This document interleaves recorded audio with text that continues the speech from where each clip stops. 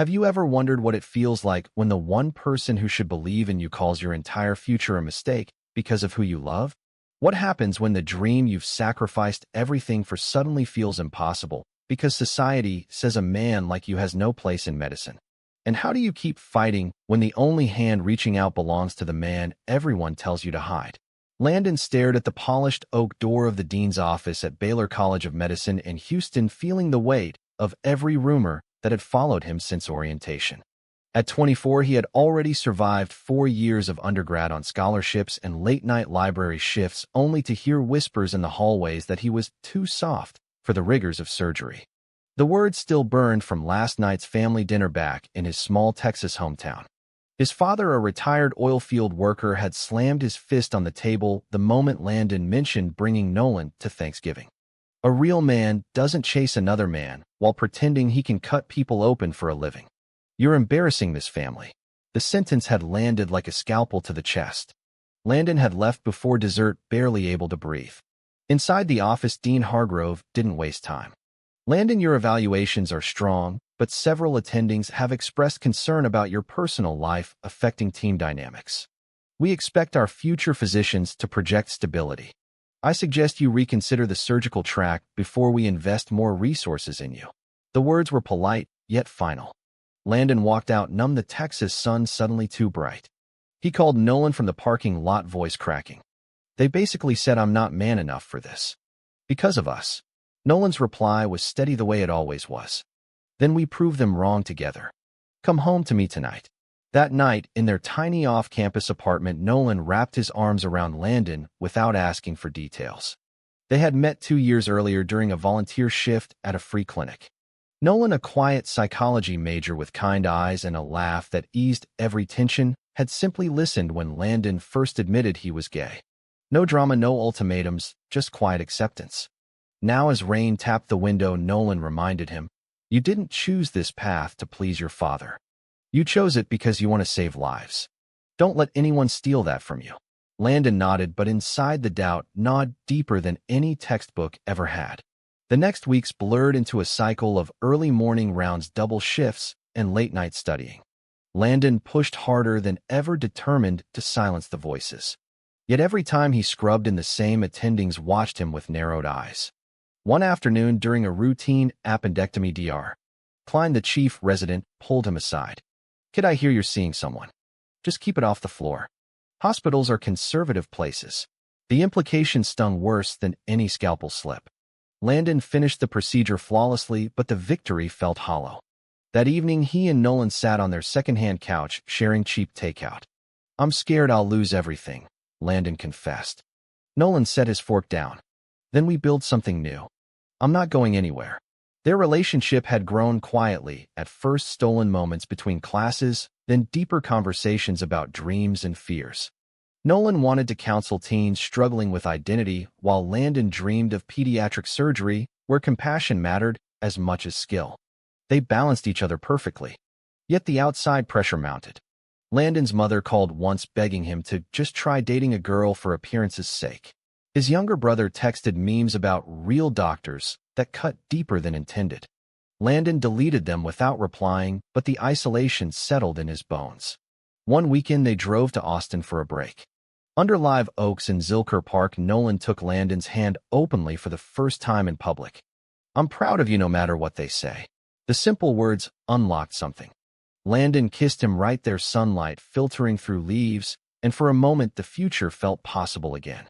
They laughed about ridiculous med school stories and planned a future where Landon's white coat and Nolan's counseling practice stood side by side. Yet the drive back to Houston carried an undercurrent of dread. Finals loomed, and with them the risk of another negative evaluation. The breaking point arrived during grand rounds. A prominent alumnus donor sat in the front row, and Dr. Klein chose that moment to question Landon's approach to a case study. "Mr. Whitaker, your empathy is admirable, but surgery demands detachment. Are you sure you're cut out for this?" The subtext was clear. Landon's hands trembled as he defended his reasoning, but the donor's frown said everything. Afterward, in the empty hallway, Nolan waited with coffee. "You were brilliant. They just refused to see it." Landon leaned into him, exhausted. "What if they're right? What if loving you means I can't be the doctor I want to be? The question hung between them for days. Nolan suggested they consider moving after graduation. New York has programs that value diversity. We could start over. Landon hesitated, torn between loyalty to his roots and the need to breathe. Meanwhile, back home, his father's health declined, a sudden heart scare that forced Landon to drive 6 hours through the night. At the hospital bedside, his father rasped, "If you were a real man, you'd be here fixing this instead of playing house with some guy." The words shattered the last fragile hope of reconciliation. Landon left before dawn, tears blurring the highway lines. Back in Houston, he threw himself into research a paper on pediatric trauma that earned him a small grant. Nolan celebrated with homemade lasagna and a bottle of cheap wine. "See? You're already proving them wrong." Their nights grew tender, full of whispered promises and shared silences. Yet the doubt lingered like a low-grade fever. When acceptance letters arrived, Landon had secured a preliminary surgical residency in Chicago, but the program director's email carried a veiled warning about fit. Nolan's own graduate acceptance in New York meant they would be apart for the first time. The separation loomed like another rejection. The move to Chicago hit Landon like a cold front off Lake Michigan. The residency program at Northwestern was prestigious, yet the undercurrents of bias followed him. Senior residents assigned him the least desirable shifts, and one attending openly joked in the lounge that Whitaker's too pretty for the oar. Landon smiled through gritted teeth, documenting every slight in a private journal Nolan had bought him. Late-night video calls became their lifeline. Nolan's face on the screen grounded him, reminding him why he fought. "You're saving kids every day? That's the man I love." In Chicago, Landon befriended Dr. Elena Ramirez, a no-nonsense cardiothoracic resident who noticed his quiet determination. Over cafeteria coffee, she shared her own story of overcoming sexism in surgery. "They'll test you until you break or break them first. Choose the second." Her friendship offered rare solidarity. Meanwhile, Nolan thrived in his New York counseling program, working with LGBTQ youth. Their conversations shifted from daily struggles to bigger dreams. Nolan spoke of opening a clinic that supported families like Landon's. The idea planted a seed. Then came the first major crisis. A 14-year-old boy arrived in the ER after a car accident, his chest crushed. The on-call surgeon was delayed, and Landon stepped in, stabilizing the patient with a chest tube insertion he had practiced 100 times in simulation. The boy survived the night, and the grateful parents hugged Landon in the waiting room. For once, no one questioned his fit. The attending later clapped his shoulder. "Good work, Whitaker." The praise was small, but it cracked the wall of doubt. Yet distance strained their bond. Nolan's texts grew shorter as his caseload increased. Landon worried perhaps Nolan regretted tying himself to someone still fighting for basic respect. One weekend, Landon flew to New York, surprising Nolan at his tiny Brooklyn apartment. They spent the day walking the High Line, hands brushing, until Nolan stopped under a street lamp. "I was scared you'd choose medicine over us." The misunderstanding dissolved in tears and promises. That night they talked until dawn, mapping a future where Landon finished residency and joined a program that valued both skill and heart. Back in Chicago, the pressure intensified. A homophobic resident leaked old photos from Landon's college days to the program director. The meeting that followed was brutal. "We support diversity, but optics matter." Landon left the office, fists clenched, yet instead of quitting, he doubled down. He volunteered for extra trauma rotations, published another paper, and slowly earned quiet respect from nurses who saw his compassion firsthand. Elena became his ally, pulling strings for him to scrub in on complex cases. Meanwhile, back in Texas, Landon's mother called crying. His father had suffered another episode and asked for him by name. Landon flew home, torn between resentment and duty. At the hospital bedside, his father looked frail for the first time. "I was wrong about a lot of things, son. Just be careful." It wasn't acceptance, but it was a door cracked open. Landon drove back to Chicago lighter somehow. Nolan visited during a rare break. They explored Millennium Park, took selfies by the bean, and dreamed aloud. "One day we'll have a practice where kids like us feel safe." The weekend renewed them both. Yet the residency year ended with mixed evaluations. Landon matched to a fellowship in New York pediatric surgery, the exact program he and Nolan had hoped for. The move felt like destiny. New York welcomed them with open arms and new challenges. Their apartment in Queens was cramped, but theirs. Nolan's counseling center opened its doors to teens navigating identity, while Landon began his fellowship at Mount Sinai. The hospital's culture was more progressive, yet old biases lingered in subtle ways. One senior surgeon assigned Landon only observation roles until a critical case forced his hand. A 6-year-old girl coded in the PICU after a congenital heart defect repair. The lead surgeon froze, and Landon stepped forward, directing the team with calm precision. The girl stabilized, and word spread. Department heads began seeking his input. Nolan celebrated with tickets to a Broadway show, their first real date in months. Walking home through Times Square, Nolan whispered, "You're becoming the doctor they said you couldn't be." The fellowship year tested every limit. Landon's days stretched into nights filled with rounds research and emergency surgeries. He specialized in neonatal reconstruction, a field demanding both technical brilliance and emotional resilience. Colleagues noticed his unique approach. He spoke to terrified parents with the same empathy Nolan taught him. One mother whose premature son faced multiple operations later told a reporter, "Dr. Whitaker didn't just fix my baby, he held my hand through the fear." Nolan's work at the youth center flourished too. He helped launch a support group for families struggling with LGBTQ acceptance. Ironically, several parents mirrored Landon's own story. Late evenings, they debriefed over Thai takeout, sharing victories and setbacks. Their love deepened in quiet ways, shared groceries, Sunday brunches, and the simple comfort of falling asleep together. Yet a new shadow appeared when Landon's old rival from Chicago transferred to Mount Sinai, determined to undermine him. Dr. Marcus Hale had never hidden his disdain. He spread rumors in the lounge, questioning Landon's priorities. Tensions peaked during a complex twin separation surgery. Hale deliberately miscommunicated a critical lab value, forcing Landon to improvise under pressure. The twins survived, but the incident triggered an internal review. Landon presented his case calmly, backed by data and Elena, who had followed him to New York. The review cleared him and quietly demoted Hale. The victory tasted sweet, yet Landon felt the toll. That night, Nolan found him on the rooftop staring at the Manhattan skyline. "You almost lost everything again because of who we are." Nolan pulled him close. "No, because of who you refused to become. You fought for us both." Their conversation stretched into dawn, solidifying a pact. They would never let external noise define their path. Family ties evolved slowly. Landon's brother visited New York for a weekend, meeting Nolan for the first time. Awkward at first, the visit ended with genuine laughter. His mother sent care packages with handwritten notes that hinted at pride. His father remained distant, but stopped the outright condemnation. Small steps felt monumental. Landon's research gained traction. A paper on empathy-driven outcomes in pediatric trauma was accepted at a national conference.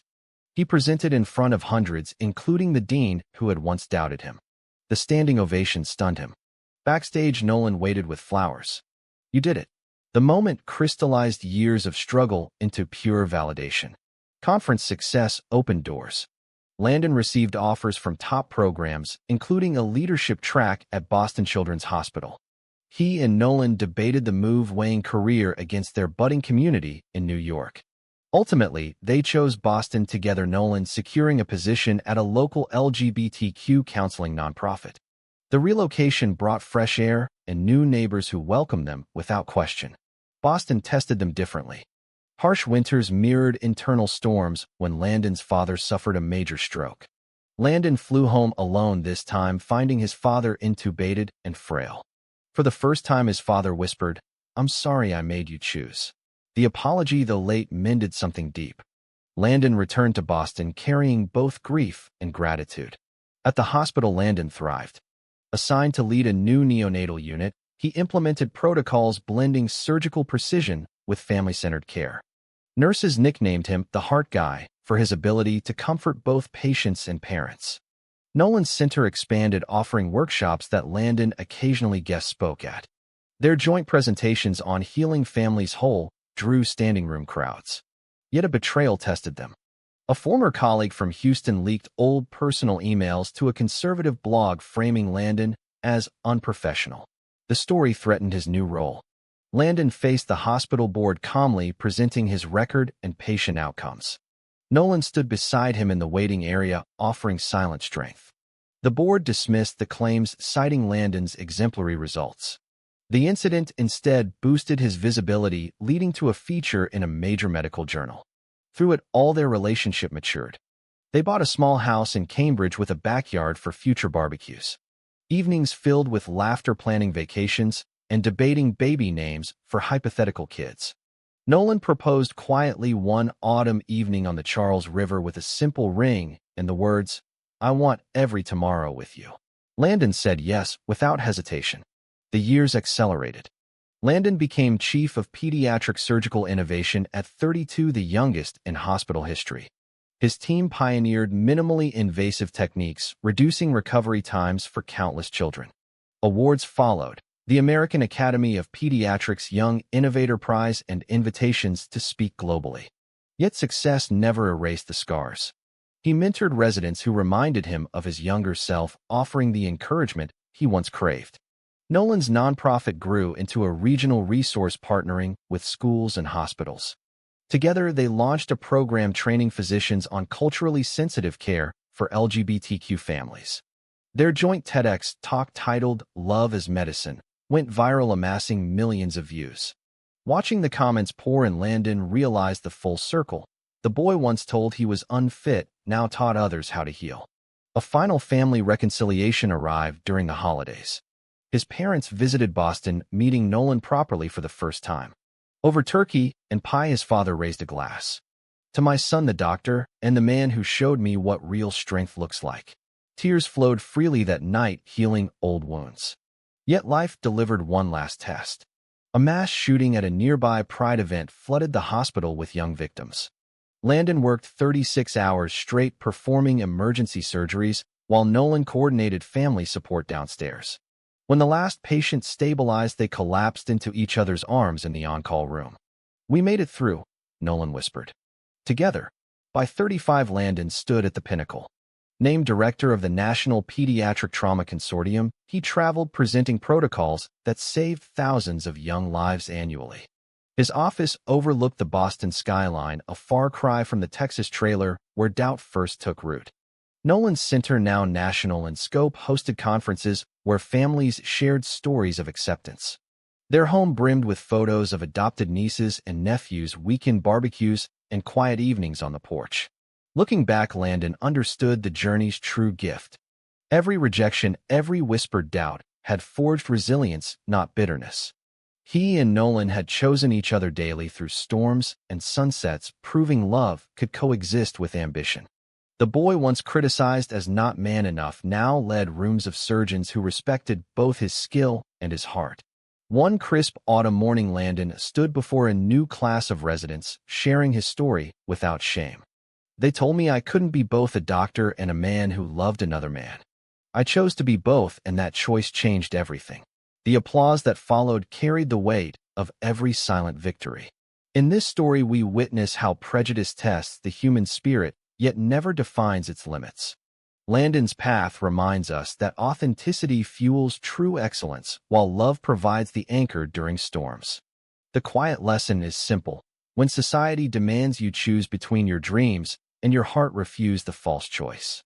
Build a life where both thrive. Because the greatest healing often begins with the courage to love openly and keep moving forward, no matter who once tried to hold you back.